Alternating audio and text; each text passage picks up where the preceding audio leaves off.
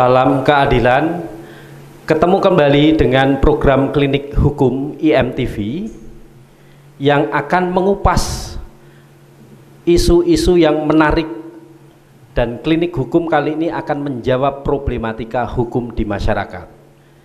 Pemirsa IMTV dimanapun berada, hari ini ada tema yang menurut kita itu sangat menarik, baik itu terjadi pada kalangan artis pengusaha ataupun masyarakat biasa. Soal apa? Soal sengketa hak asuh anak. Kita akan mengupas bagaimana penetapan hak asuh anak, penerapannya, sama problematika di dalam penetapan putusan pengadilan mengenai hak asuh anak. Hari ini IMTV Klinik Hukum kedatangan narasumber yang kompeten, dan saya langsung akan menyapanya. Yang pertama, dari sebelah kanan saya itu adalah Dr. Anda Hajah Mahmudah, Magister Hukum dari Hakim Pengadilan Tinggi Agama Semarang. Selamat sore Ibu. Mohon dipakai pengeras suaranya Ibu supaya kedengaran semua. Selamat sore. Assalamualaikum warahmatullahi wabarakatuh. Waalaikumsalam. Sehat ya Ibu ya? Siap. Luar biasa. Nah, yang kedua, hari ini Klinik Hukum juga akan memanggil studi kasus. Jadi adalah masyarakat dari Klaten yang memang punya pengalaman. Nah, beliau ini adalah Ibu Siti Aminah. Ibu Siti Aminah itu adalah paralegal ya, yang memang melakukan pendampingan secara hukum terkait dengan sengketa hak asuh anak. Selamat sore Ibu Siti Aminah. Selamat sore. Assalamualaikum warahmatullahi wabarakatuh. Waalaikumsalam warahmatullahi. Sehat ya Ibu ya? Sehat. Ya, luar biasa. Terima kasih jauh-jauh dari Klaten. Dan yang ketiga itu dari Dinas Pemberdayaan Perlindungan Perempuan dan Anak, yaitu Ibu Isti Ilma Prameswari. Oh ya, ya Pak Triani. Selamat datang, selamat sore selamat datang di MTV Ibu. Ya, assalamualaikum, selamat sore. Ya. Sehat selalu ya. Insya Allah. Insya Allah. Terima kasih juga sudah hadir. Dan yang terakhir ini juga studi kasus itu adalah Bapak Muksin. Bapak Muksin juga dari Klaten, perbatasan di Sukoharjo, yang punya pengalaman juga soal sengketa hak asuh anak. Nah, pemirsa IMTV dimanapun berada, saya langsung aja kepada dua narasumber studi kasus. Yang pertama mungkin kepada Ibu Siti Aminah ya. Ibu, saya rasa punya pengalaman di dalam pendampingan soal sengketa hak asuh anak. Jadi seringkali ketika putus perkawinan terjadi, anak itu seringkali menjadi korban. Nah, kita minta pengalaman Ibu Siti Aminah, apakah mempunyai kasus-kasus semacam ini dan bagaimana realita di lapangan soal anak tersebut. Silahkan Ibu. Terima kasih. Dalam saya mengamati dan dalam terjadinya suatu perceraian itu adalah yang menjadi korban itu adalah anak. Janganlah anak itu menjadi korban kedua orang tuanya. Anak itu harus ditempatkan tempat yang paling atas, harus dijaga, harus dirawat bersama. Janganlah anak menjadi korban yang kedua, korban orang tuanya. Jadi janganlah anak itu menjadi korban antara orang tua dan orang tuanya, karena anak itu butuh tumbuh kembang, butuh kasih sayang kedua orang tuanya. Tidak ada anak itu kasih sayangnya itu orang tua itu tidak bisa digantikan oleh figurnya. Figur ayah juga ayah, figur ibu juga ibu. Walaupun terjadi perceraian, anak itu jangan dijadikan korban. Itu yang saya. Ya, tapi ada pengalaman ya, pernah membaca putusan soal hak asuh anak. Nah, apakah di dalam prosesnya, realitanya ini dapat diterapkan dengan baik? Artinya ayah dan ibu sama-sama mengasuh secara bersama. Secara prosesnya dan realitanya, di dalam perceraian kebanyakan itu anak itu diasuh bersama, kebanyakan itu kalau dalam perceraian itu ada orang tua yang tidak mementingkan kebutuhan anak. Itu menurut egonya sendiri. Dan kebanyakan anak itu menjadi kalau ikut ibunya, kalau ada orang ketiga atau bapak tirinya, pasti anak itu kalau ikut ibunya, pasti kebanyakan itu menjadi suatu sengketa. Anak itu menjadi korban, dan anak kebanyakan itu kalau ikut ibunya, kebanyakan tidak diberi akses. Salah satunya kalau ikut ibunya ya juga tidak diberi akses dengan bapaknya. Kalau ikut bapaknya kebanyakan tidak diberi akses oleh ibunya. Jadi itu kebanyakan tidak sesuai dengan realitanya itu. Tapi ada nggak satu perkara yang memang salah satu pihak membatasi akses untuk bertemu anak gitu?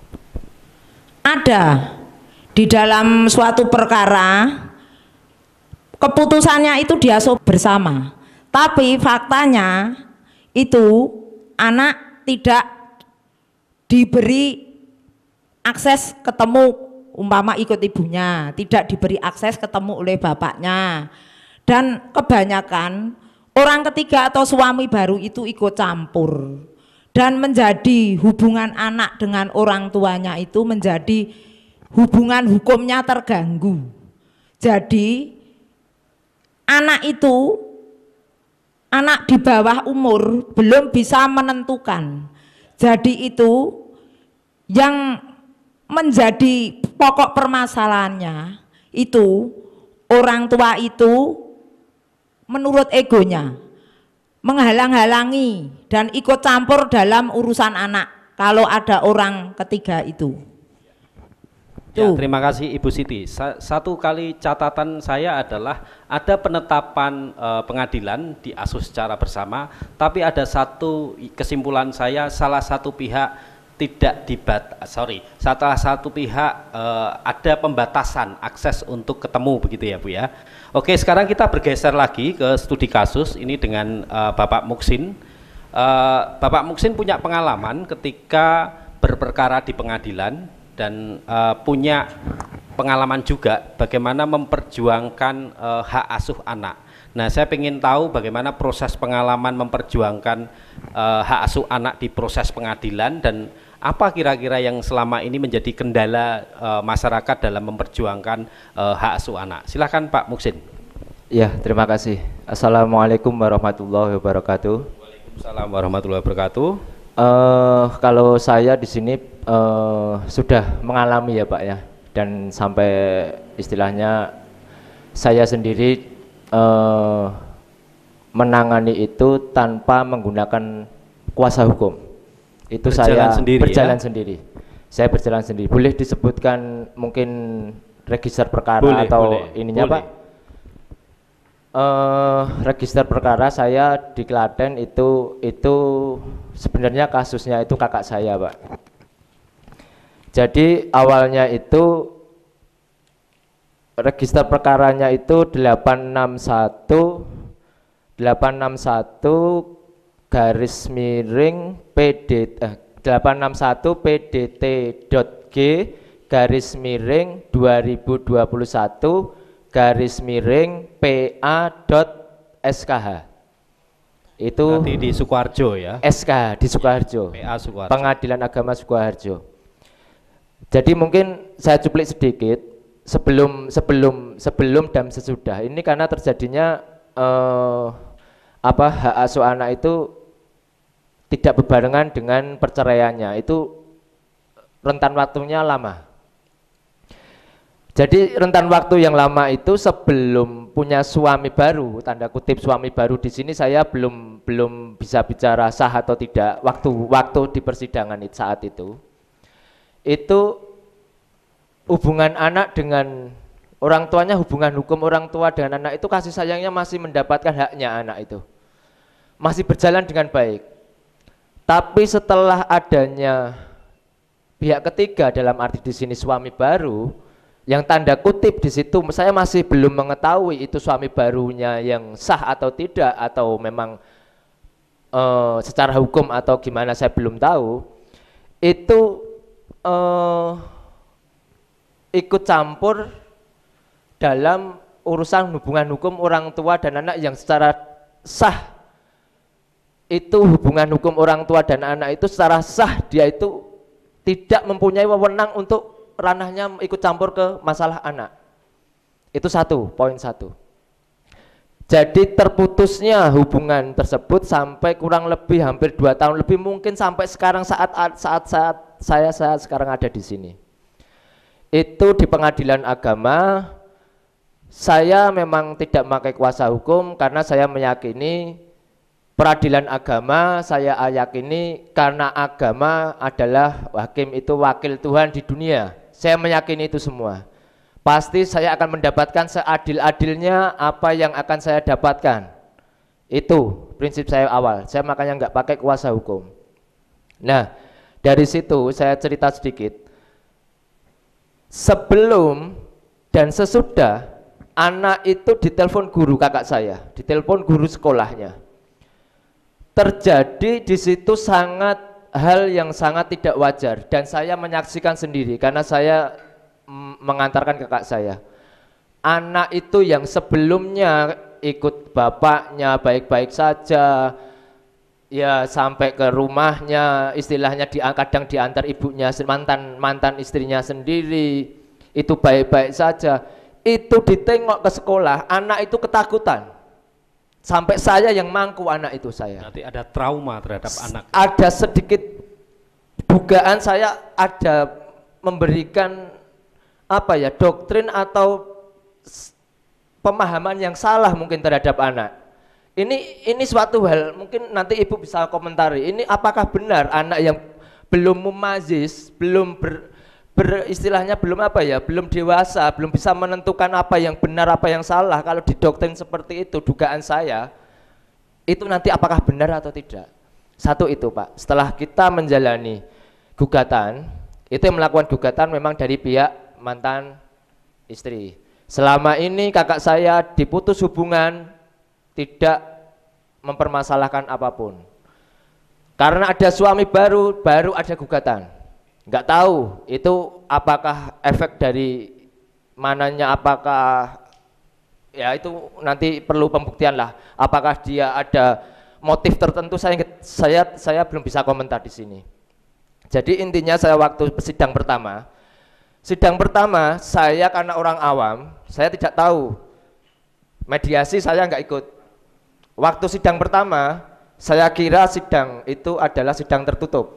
Saya tidak berani untuk masuk. Lah, istilahnya saya itu duduk bareng sama kakak saya di Pengadilan Agama Sukoharjo. Kakak saya itu membisikin saya, itu loh suaminya baru naik ke lantai 2 itu loh. Kalau bahasa Jawanya itu kemaki, itu loh. Gitu Pak. Tapi pikiran saya waktu itu, saya nggak tahu gedung peradilan ini berlantai berapa dan itu belum masuk dalam nalar logika saya. Setelah masuk sidang pertama, saya nggak masuk dalam ruang sidang itu setelah keluar, karena waktu awal sidang pertama itu untuk tanggapan, karena gugatan itu kan hukum acaranya setelah mediasi tidak ketemu kan ada tanggapan ke gugatan. Tanggapannya ditolak sama hakim dan malah replik dari penggugat yang diterima.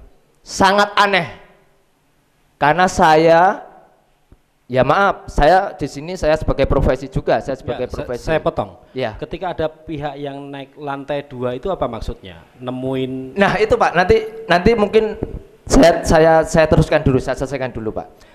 Terjadi kejanggalan itu karena hukum acara tanpa alasan menolak tanggapan gugatan yang secara lisan sudah dianggap tanggapan. Di situ menjadi kejanggalan terhadap diri saya. Kejanggalan itu belum muncul, saya berpikiran ada orang yang bukan karyawan, bukan ini naik ke lantai 2 dan saya tidak tahu lantai 2 itu ruangan apa, saya nggak tahu. Setelah saya beranikan sidang kedua, saya masuk. Disitulah sidang kedua saya masuk, saya mengikuti sampai sidang. Saya ambil garis besarnya aja Pak. Terjadinya kejanggalan-kejanggalan, semakin terjadi kejanggalan-kejanggalan, saya beranikan diri Pak. Saya takut hanya sama Allah. Saya pegangannya hanya sama Allah. Saya beranikan diri. Saya nggak tahu, saya nggak takut sama hakim, saya nggak takut. Keadilan harus diangkat, keadilan harus keadilan. Biarpun saya orang rakyat kecil, saya tetap akan perjuangkan keadilan ini sampai kapan dimanapun. Ya, enggak, pertanyaannya begini Mas Muksin, bagaimana proses persidangan? Proses persidangan. Tadi ada muncul pertanyaan. Ya. Ada pihak yang kemudian naik menemuin hakim atau apa, kalau itu sebenarnya tidak diperbolehkan. Ya, itu gini Pak. Setelah ada kejanggalan itu, saya langsung berinisiatif konfirmasi. Saya tanya sama security, sama tanya resepsionis, dan saya membaca tangga itu terbaca jelas dan saya foto. Selain karyawan dilarang naik ke lantai 2. Saat itu juga saya tanya, saya konfirmasi, lantai 2 ruangan apa? Ruangan hakim. Lantai 1 ruangan apa? Pelayanan untuk persidangan, pelayanan umum, untuk pengaduan, untuk macam-macam. Jadi itu terdiri dari 2 lantai. Oke, satu kesimpulan, ada pihak berperkara yang kemudian naik ke lantai 2 yang itu tidak diperbolehkan dalam tulisan sebenarnya pengadilan. Tidak diperbolehkan. Sepengetahuan saya Pak, orang yang berperkara tidak boleh ketemu sama hakim. Oke, terima kasih Pak Muksin, nanti kita akan lanjut lagi setelah ada yang lewat berikut ini. Iya.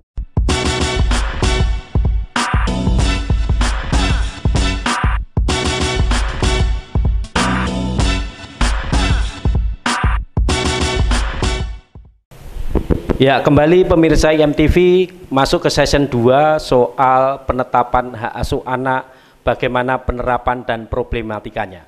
Kita kembali kepada Pak Muksin. Tadi satu catatannya adalah ada pihak berperkara yang kemudian naik lantai 2, kita nggak tahu mau menemuin siapa, tetapi itu ada larangan untuk kemudian memasuki ruangan begitu ya. Nah, pertanyaannya adalah apa kira-kira yang dilakukan oleh para pihak yang berperkara ketika menemuin proses persidangan yang janggal, ada pihak yang kemudian menemuin entah itu panitera, entah itu hakim. Mungkin saya koreksi sedikit ya Pak ya. Saya tidak bisa menjawab menemui atau tidak, karena saya di situ saya teruskan, saya gedung peradilan ini ada CCTV atau tidak. Saya konfirmasi lagi. CCTV dijelaskan yang ada cuma di bagian lantai bawah. Lantai atas ruang hakim tidak ada CCTV. Jadi saya di sini sifatnya masih dugaan, apakah ketemu, apakah ke toilet atau kemana, saya nggak tahu. Yang pasti toilet lantai bawah banyak Pak, gitu Pak. Dan ini saya lari langsung ke proses persidangannya Pak. Pertama, apa yang saya sesalkan di situ, setiap persidangan cuma 1 hakim, itu catatannya Pak. Seharusnya 3 hakim sama panitera, itu 1 hakim, cuma putusan yang pakai 3 hakim. Yang kedua Pak, waktu berperkara dari awal tidak diklarifikasi atau diverifikasi pihak-pihak yang berperkara. Entah itu dari kakak saya dimintai KTP, apakah benar ini yang berperkara, entah itu lawyer, benar-benar lawyer punya kartu advokat atau tidak, itu nggak pernah ada. Satu itu. Kedua, gugatannya sudah, kalau saya bilang Pak, mohon maaf, ini bukannya generasi ke advokat, tapi oknum advokat Pak, copy paste Pak. Atasnya halnya hak perceraian, yang isinya itu tentang hak asuh anak. Ini apa-apaan, gugatan apa-apaan ini. Buat surat bisa nggak, surat TK lagi gitu kan. Nah itu kedua. Yang ketiga Pak, yang saya sesalkan hakim, dan itu hakim pada sidang keberapa saya sedikit lupa, itu saya catat semua di pengaduan saya Pak, terdokumentasi semua, tercatat semua, nanti boleh saya serahkan di sini, saya boleh semua, saya serahkan semua dan bisa dipertanggungjawabkan semua. Itu hakim menulis di dalam tuangan putusan, memang benar di pengadilan pertama kakak saya menang, Kalau istilahnya orang Jawa Pak, bener tapi durung pener Pak. Bener tapi belum bijak. Karena dia tertuang di situ, kakak saya tidak bisa fotokopi akte cerai, tidak bisa dicocokkan dengan akte aslinya. Padahal dari awal itu sudah kita siapkan, asli itu dari awal kita siapkan, KTP semuanya nanti kalau ditanya. Oke, berarti proses pembuktian. Proses itu proses pembuktian. Jadi melompat-lompat nggak apa-apa ya Pak ya, karena ini bicaranya kejanggalan biar cepat ini ya Pak ya. Satu pertanyaan singkat Mas. Ya. Ada beberapa catatan tadi soal kejanggalan ya. Ya. Supaya ini cuma 1 jam. Jadi Ya. pertanyaannya adalah apa yang dilakukan ketika proses-proses kejanggalan tadi itu terjadi? Nah, gini Pak, setelah kejanggalan itu nanti bisa dibaca di dokumen ya Pak ya. Jadi kejanggalan semua itu saya membuat sebuah pengaduan. Saya buat pengaduan, saya sampaikan ke Pengadilan Agama Sukoharjo. Saya buat pengaduan, diterima mengenai kejanggalan-kejanggalan yang ada. Bahkan saya menyaksikan sendiri hakim, bisa saya sebut nama atau inisial Pak? Boleh.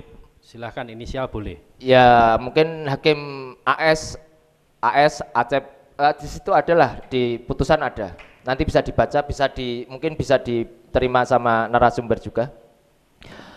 Itu apa namanya?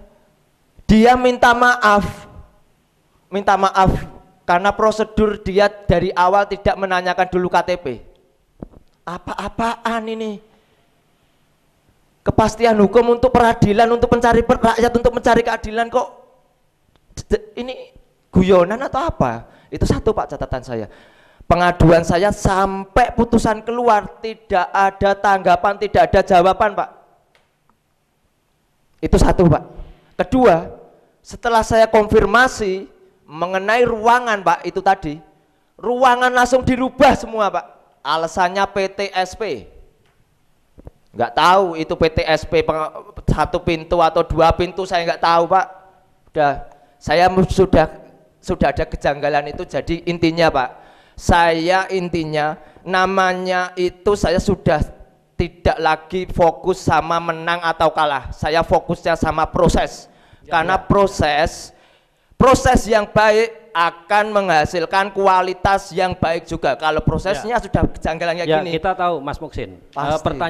Pertanyaan singkatnya, nanti 1 jam habis untuk dengan. Itu adalah apa yang dilakukan. Tadi sudah komplain secara langsung. Pernah nggak melakukan pengaduan secara tertulis ke mana gitu? Ya, karena pengaduan tidak dijawab sampai putusan keluar Pak, dimenangkan sama kakak saya di tingkat pertama. Itu tertulis seperti di keputusan, adalah upaya banding dari pihak lawan.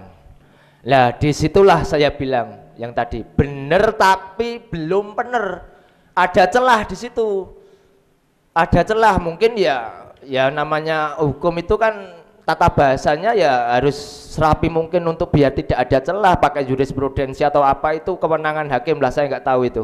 Lah ke upaya banding, pengaduan saya karena ada upaya banding, pengaduan saya itu saya mendapatkan memori banding, terkuak lagi Pak, ada tipu daya lagi di situ, saya duga ada tipu daya lagi. Stop Mas, itu prosesnya ya. Prosesnya. Nah pertanyaan saya itu, adakah laporan secara lisan atau tertulis ke lembaga di luar proses sidang?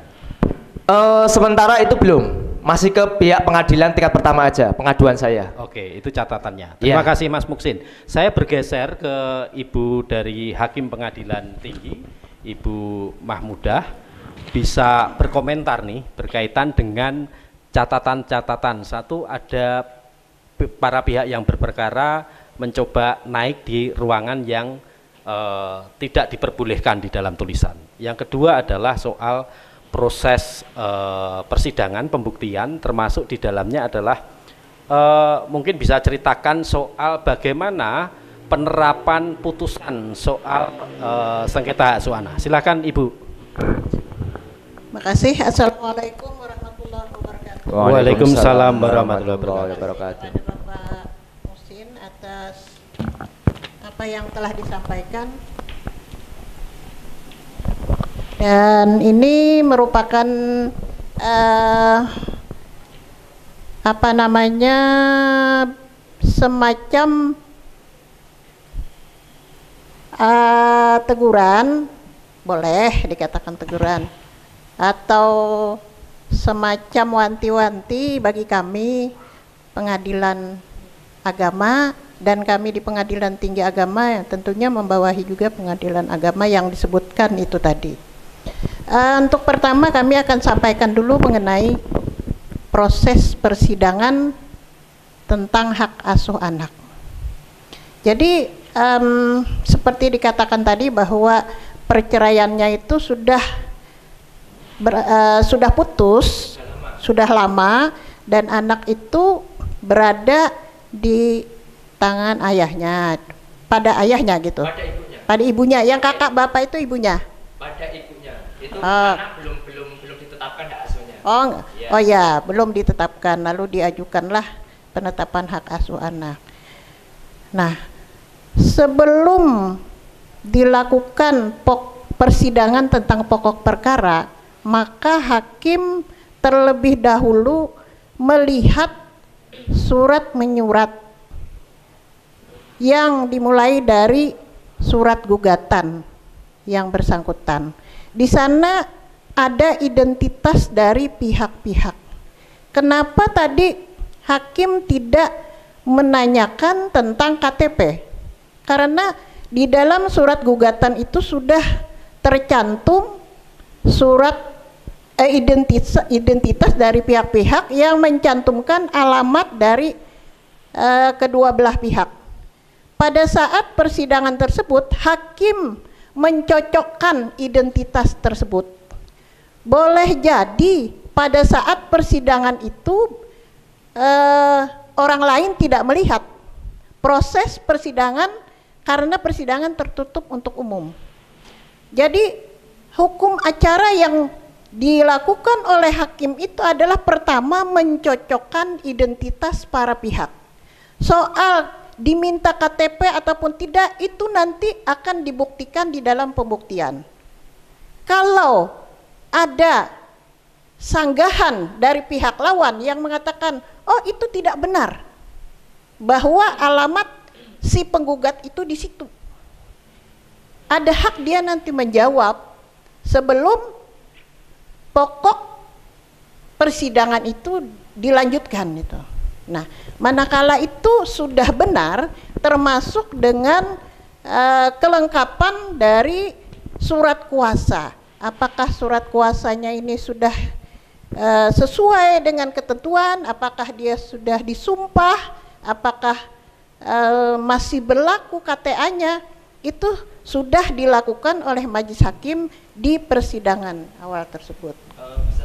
Sebentar, biar diteruskan. Nah, setelah itu baru dilakukan mediasi oleh hakim dengan mempersilahkan memilih apakah hakim di pengadilan tersebut yang menjadi mediatornya atau boleh memilih mediator dari luar. Kalau hakim di dalam istilahnya menjadi mediatornya, tentunya dia ada sertifikat, maka dia tidak dipungut biaya. Akan tetapi kalau menunjuk hakim mediator, menunjuk mediator dari luar yang sudah tercatat di pengadilan agama tersebut, maka akan ada biaya untuk itu.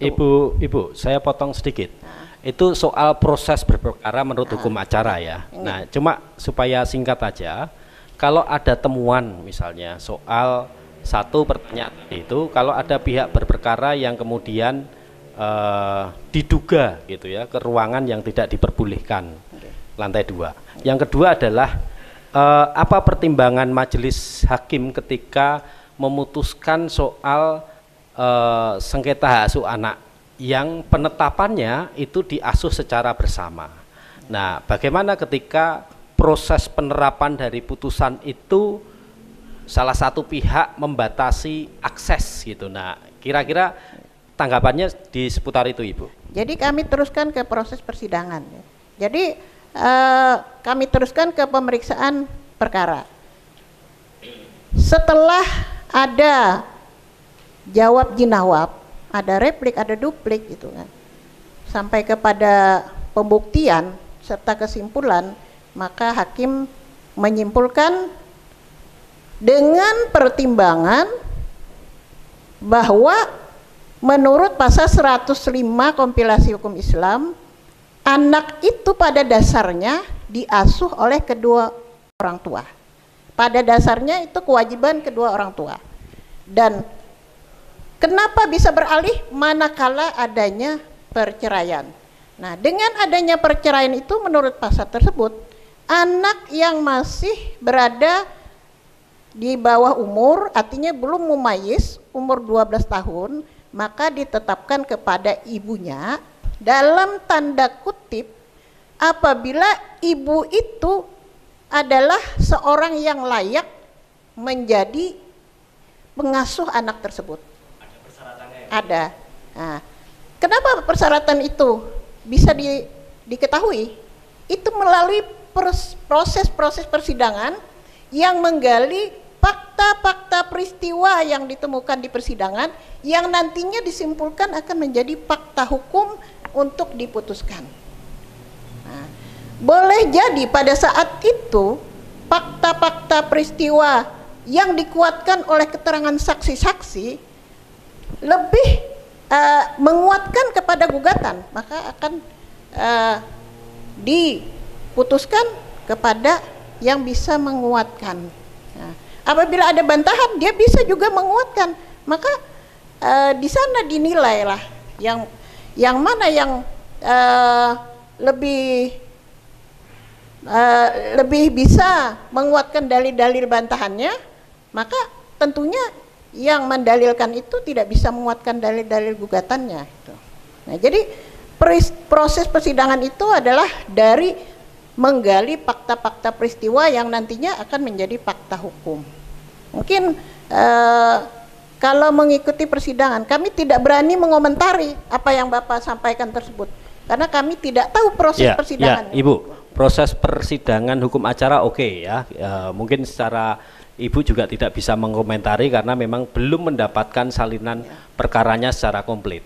Tetapi supaya waktu efektif dan menjawab pemirsa IMTV dimanapun berada, pertanyaannya adalah bagaimana ketika terjadi, ini satu catatan dari Pak Muksin, soal para pihak yang menemuin yang sebenarnya di ruangan itu diperbolehkan, boleh atau tidak, itu pertanyaan. Nah, yang kedua adalah bagaimana ketika putusan atau penetapan dari majelis hakim yang diasuh secara bersama itu dan salah satu pihak membatasi akses untuk ketemu dengan anak, itu pertanyaannya Ibu.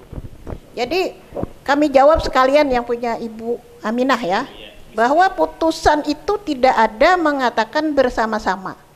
Jadi untuk sebuah kepastian hukum harus menunjuk kepada siapa anak itu, di bawah asuhan siapa anak tersebut, kecuali di dalam proses mediasi ada kesepakatan untuk itu. Diasuh bersama-sama. Ya, mungkin di dalam proses mediasi ada kesepakatan antara penggugat dan tergugat untuk diasuh bersama-sama.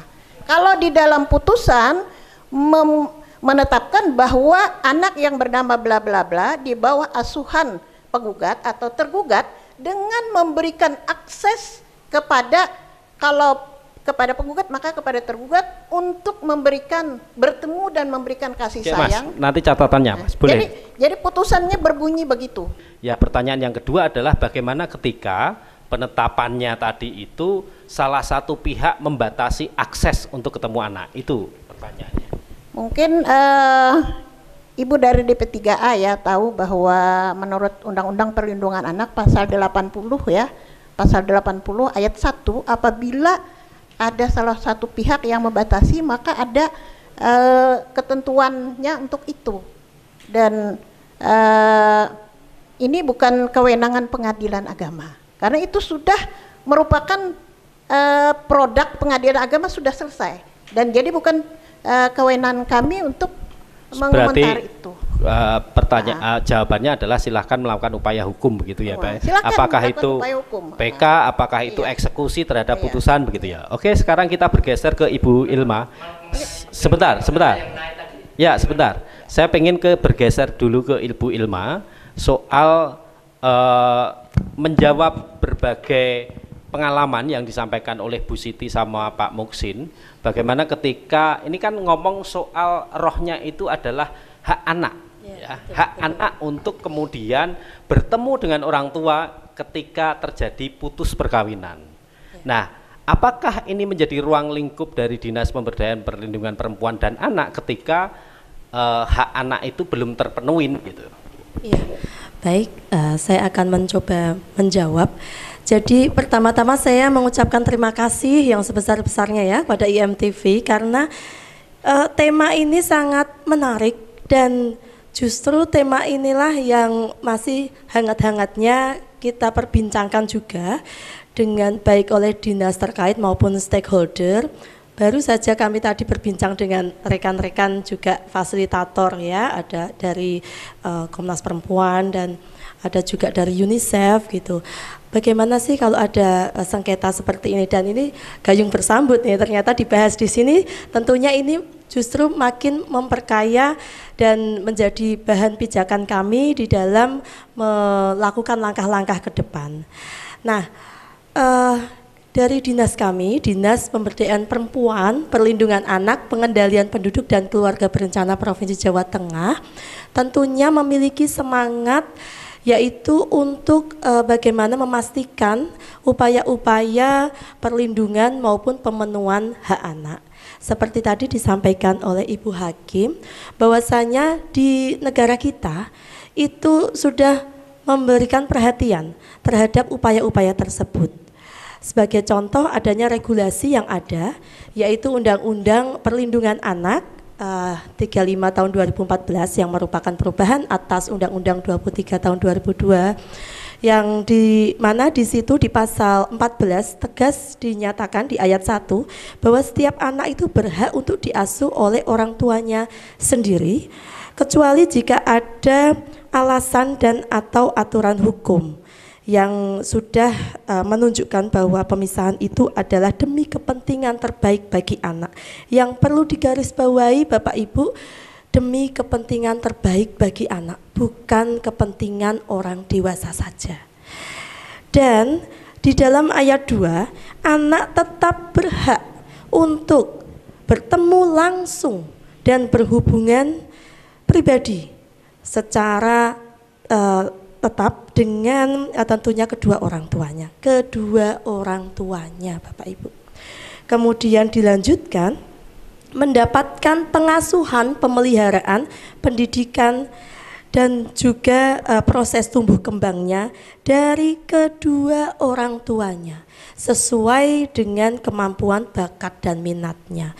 Begitu pula bagi orang tua memiliki tanggung jawab untuk memenuhi hal-hal tersebut. Namun demikian Bapak Ibu, selama kurun waktu kurang lebih 2 tahunan ini Bapak Ibu, kami itu di Dinas Perempuan dan Anak melalui Satuan Pelayanan Terpadu Perlindungan Perempuan dan Anak mendapatkan aduan yang cukup banyak kaitannya dengan sengketa hak asuh anak pasca putusan pengadilan, di mana di dalam putusan pengadilan itu menyatakan salah satu pihak yang kemudian memiliki hak begitu, tetapi dalam prakteknya implementasinya ternyata jauh dari yang diharapkan. Bahkan di dalam data kami, rekapitulasi data SPT PPA tahun 2021 kami masukkan ke dalam permasalahan KDRT untuk hak asuh anak, itu ada jumlah kasus 19 Bapak Ibu. Berarti substansinya adalah bisa melakukan pengaduan ke Dinas Pemberdayaan dan Perlindungan Perempuan dan Anak ya? Bisa, namun demikian kita perlu memperbaiki sistem yang ada karena ternyata banyak pihak yang tidak menyadari bahwa urusan pengasuhan ini hanya melulu ditangani oleh dinas kami saja. Sebetulnya ada dinas-dinas maupun instansi stakeholder yang memiliki tanggung jawab yang sama untuk yuk kita bersama-sama menangani kasus ini. Seperti contoh ada dinas sosial, bagaimana di dalam Permensos maupun PP yang ada, di situ menunjuk bahwa ini adalah ada kaitannya dengan urusan sosial untuk pengasuhan anak. Nah, Bapak Ibu yang kami hormati, sebetulnya permasalahan anak ini bisa diantisipasi Bapak Ibu. Ketika sebelum jatuh putusan itu, sebaiknya, mungkin ini sebaiknya ya, kalau kita garis bawahi di tadi ya, ada di undang-undang tadi, demi kepentingan terbaik bagi anak.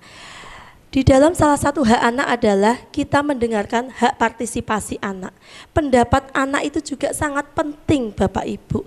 Anak sekecil apapun dia memiliki hak untuk didengarkan. Dia mau atau nyaman ikut siapa.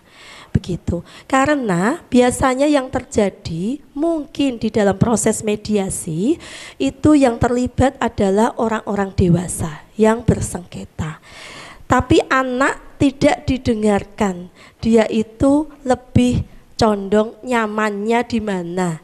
Memang idealnya adalah di kedua belah pihak, namun demikian karena terjadinya adanya perceraian tentu tidak bisa ya, misalnya harus diasuh dalam satu rumah. Nah, itu bisa dituangkan dalam kesepakatan bersama tentunya. Dan sekali lagi dengarkan suara hati anak. Karena yang terjadi Bapak Ibu tuntutannya masyarakat itu kepada dinas kami eksekusi. Nah ini kan repot, kami itu kewenangannya tidak sejauh itu. Kewenangan kami adalah untuk memastikan anak-anak yang terlibat dalam pusara konflik perceraian itu terpenuhi hak-haknya. Ada beberapa kasus-kasus besar di mana kami tidak mau untuk melakukan eksekusi.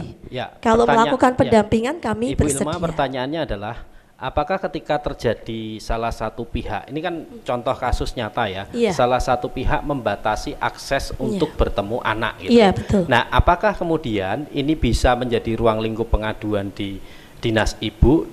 Ataukah memungkinkan juga bagi masyarakat misalnya minta fasilitasi para pihak dipertemukan atau disediakan psikolog supaya mempunyai kesadaran bersama begitu? Bisa Bapak Ibu. Jadi di lembaga kami ya, di dinas kami itu ada namanya SPT-PPA. Di situ silahkan masyarakat bisa melaporkan adanya dugaan-dugaan terjadinya penelantaran anak atau perebutan hak asuh anak, silahkan, dan kami akan menempuh tentunya sesuai dengan SOP yang ada, di mana kami akan melakukan assessment terlebih dahulu, identifikasi permasalahan yang ada itu seperti apa, identifikasi kebutuhan, bahkan sampai ke proses mediasi kami lakukan. Oke, gitu. Itu jadi catatan kita dan mungkin bermanfaat bagi pemirsa IMTV dimanapun berada ketika terjadi sengketa hak asuh anak. Kita akan berhenti sejenak karena yang lewat berikut ini.